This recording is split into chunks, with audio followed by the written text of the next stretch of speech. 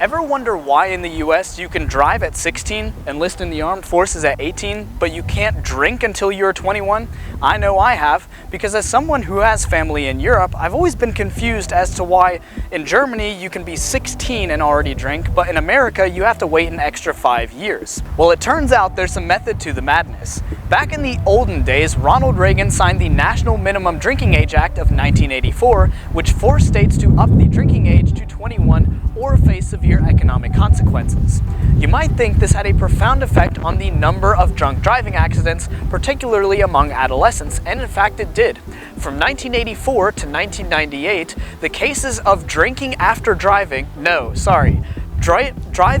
drinking went down by 48%, and the fatal crashes went down by 61%. However, if you compare it with Europe, you start to question if the drinking age limit was the best solution.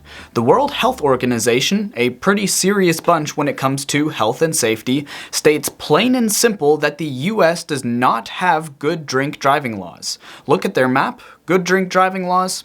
No. And when you click to get more information and rank all the countries by income, the US is the third worst in the world for fatal accidents caused by drinking and driving. So, was the drinking age increase really the best solution? And should we go back to the old drinking age of 18? I'll answer all that and more in just a sec. Hello people of the internet, I'm Nico, a guy whose t-shirt is about to magically change, and this is the story of how the drinking age of 21 came to be in America, plus a better solution to the drinking and driving problem. Back in boomer times, before the internet, America was far less regulated by the federal government than it is today. Seatbelts were not mandated for the longest time, and until 1984, the drinking age was set by the states.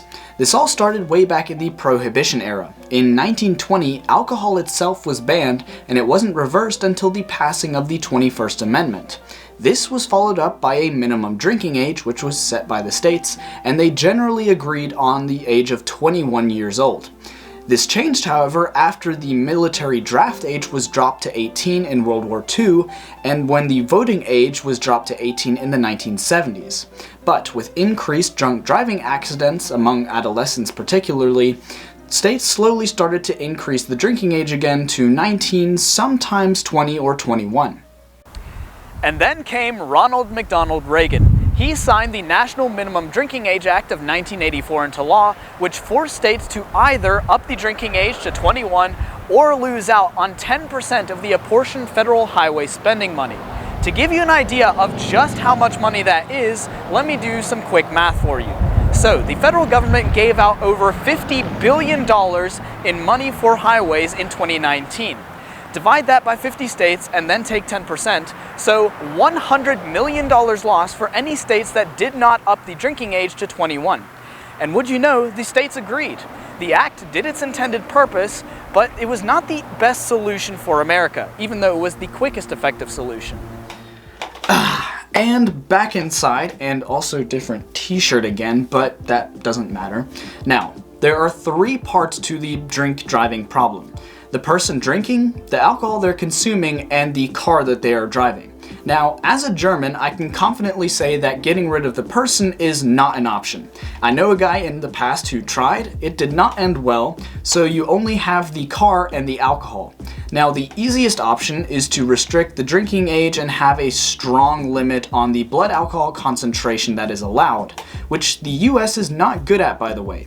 0.08% may sound okay just because we're used to it, but if I may provide an example, Germany, a country famous for the amount of beer they drink and the autobahn that has no speed limits, their limit is 0.05 for experienced drivers, and young drivers cannot have any alcohol in their system while driving. 0, no tolerance. And actually, most other countries in Europe are also very stringent about the amount of alcohol a person can consume. The only exception is England. They also have a 0.08% limit, but all other countries have 0.05% limit, and Hungary is actually the one exception that's even more strict. They have no tolerance for any drivers. I guess they are Hungary for safety. Yeah. Horrible pun, I know. But let's look at the second part of the problem, the cars. Now, you might suggest getting rid of the cars. It means you will have drunk pedestrians instead, but this is the far less harmful alternative to drunk drivers barreling down the road in their 2-ton tanks. And this would be the right solution, but if you know anything about the United States, you will know that with the possible exception of New York City, it is impossible to get anywhere without a car. Now, it wasn't always this way. Before the Prohibition era, America was actually very walkable.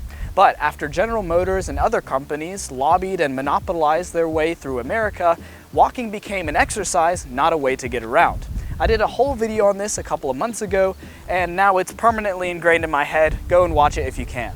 Meanwhile, if you compare that to Europe, walking and public transportation are viable options in most places, and rather interestingly, the drunk driving rate is significantly lower. It's almost like giving people the option to travel in a way that is not a car is not only cheaper, financially solvent for a city, but also safer. So while the best option at the time and even today is to place restrictions on alcohol consumption, the best possible solution would be to give people the choice to travel in a way that suits their needs and their finances. Plus, it would mean less traffic because, contrary to popular belief, more lanes actually causes more traffic, but that will be a topic for a future video. If you want to help support the channel so I can make more videos like this, you can visit my Patreon page. There's a link in the description. If you want to know how General Motors took over America, which included putting their CEO in a government position, you can watch this video when it pops up. Until next time, people of the internet, peace out.